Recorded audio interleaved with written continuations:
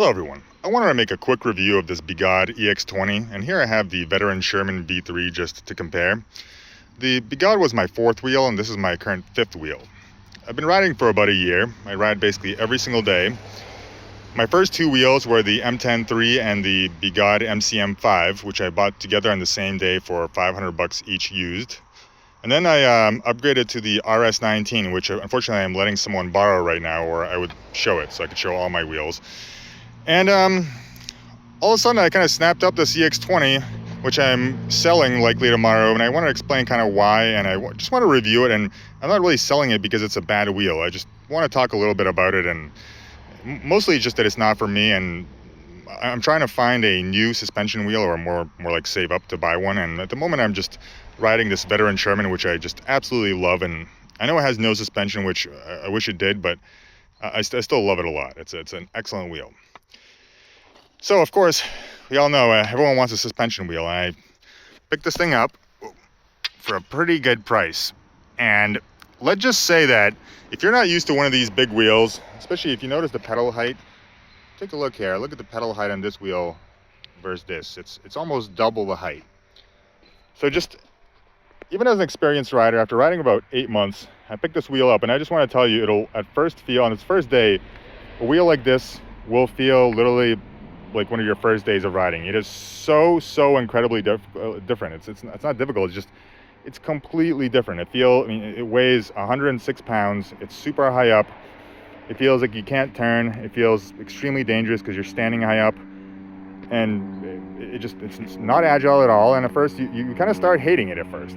But I just want to tell you that this is completely wrong. And in fact, this is the issue with a lot of these suspension wheels, especially considering this is one of the older, heavier ones, is depending on the kind of riding you do. So if you do a lot of road riding and go on long range rides, I think this is an excellent wheel. But most of the time I spend my time riding down paths through the woods, just little trails. And although this wheel does work great, I just find it a little too heavy for my liking. But that's not it. Essentially, let me go on a couple of things here. So first of all, as I was saying, when you get one of these wheels, if you've never ridden one, it'll literally take about 2 weeks of daily riding until you start to feel quite comfortable on it. And I will straight up say it's almost like magic, because after about a month and a half of riding this almost every single day, every single thing I said about this wheel being kind of not agile, being heavy, being cumbersome, all these things went away, and I began to absolutely love it. In fact, it's became kind of my favorite wheel ever. Its suspension is excellent. It has so much travel, has a decent handle. It has these pedals that at first you think they're crazy because they're so high up, but you learn to really appreciate them. I mean, this wheel, it's like a tractor. You can ride it through tall grass. You can not worry about hitting rocks, bumps. You can lean much more when you make the turns. And all in all, I just want to say, it's in many ways is a 5-star wheel. And now, why am I selling it? Well, for one, as I said, I don't really ride that far. My rides aren't usually more than 20, maximum 30 miles. So I just don't need this much battery. I'm also often dealing with kids, and I find that when I have scooters, bicycles, and all these kind of things with me, having a wheel like this with me is it's super awkward. It's way too heavy. When I'm holding kids stuff, I'm trying to hold various items, and I'm trying to balance this wheel. It doesn't work. It has that feeling where if it falls over to its side, it could hurt somebody. You really got to watch out with this thing. It weighs 106 pounds. So all in all, I guess in some ways, in a bit of history, this is one of the first, if possibly not the first, suspension wheel. And in many ways it shows. It's excellent, but as you can see, all the trends and all the new ones coming out, they're a lot lighter. I guess some have more batteries, so there are some that are heavier, but they're just a lot more kind of slim, sleek. They have a lot more padding around here. As you can see, there's really not much protection. In fact, you can 3D print these little caps here, as you can see, for the edges, just to protect it a little bit. Another issue here, as you see, I have a piece of plastic glued onto each side, and that is, since the battery covers are covered in these little ribs, it's very difficult to stick on any proper pads, which means that even though it's not a difficult solution, you will need to put something on here, kind of like I put these pieces of plastic, although I don't have any pads on here now. And that's kind of what I did for the solution, is that.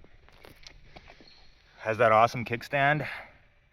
You will need to add air, obviously, to the air suspension. which functions incredibly.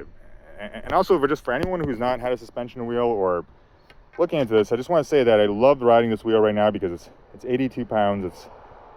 It's just so much easier to deal with family, kids, and getting in and out of the car at the moment. So I'm looking for something kind of in the 80 to light 90 pound size for a wheel at the moment. I haven't figured out exactly what I'm getting, but outside of that, there's plenty of, I'm not going to show any riding videos. There's plenty of other videos showing this wheel being ridden. Obviously, one of its other things is that it doesn't really have a very high top speed. It's probably 45 miles an hour max, and you might not even want to be going that fast necessarily. This is kind of a high torque wheel. It really doesn't have a high top speed, and this is another issue for a lot of the new riders and people who like these new wheels, the new suspension wheels. They all pretty much go 55 plus miles an hour, and it's just, even if you're not planning to go that fast, it's nice to have a wheel that can go that quickly, and this is not it, which it kind of makes it just a little more dangerous, because if you do plan to, for some reason, go quickly, it's not quite as safe. It is a 100-volt wheel. Other things, for example, when you turn it on here. So I want to point out, when you pick it up, it grabs really hard. Like it just grabs. Like, in some ways, sometimes I'm almost worried that the handle will break. So when you kind of lift it up and it stands itself up, it is the toughest grip of any wheel I've ever felt. It just stands, like literally, like it almost feels like the handle could break. So that's really it. I'm just trying to think of kind of things to add to this, and if you can pick this up for cheap, I think it's an excellent wheel. It's an excellent wheel to learn how to ride a big wheel. But you can just tell it's kind of like the first of a generation. It's kind of like the ugly duckling in a way. It's weird to review this video. I'm literally just kind of giving you my thoughts, because there's nothing I particularly dislike about it. As I said, I really love it. It's just kind of like a first generation of a type of device. And so obviously it has no screen, nothing like that, which is one thing. It's a simple thing, but I love that the Veteran Sherman just has a screen, and you can literally count how far you go right on the screen here, which it's not a big thing, but it's still nice. The lights in the front are excellent. And that's really it. This video is more just kind of like general thoughts. And one other pointer on the suspension, as someone or for anyone who's never had a suspension or is wondering about it, the suspension is the #1 greatest electric unicycle safety feature. And this is in fact why I need to get another suspension wheel ASAP. I love this Veteran Sherman, but the thing is, if you hit something, a good sized bump, and you're not watching so good at a higher speed, you can get really, really tossed on a wheel like this. Like, you could, even actually just now I was riding down a little path and I was looking at a pretty house, and there was a kind of like a dip in the dirt, and I literally just got tossed up pretty good, not even going that fast.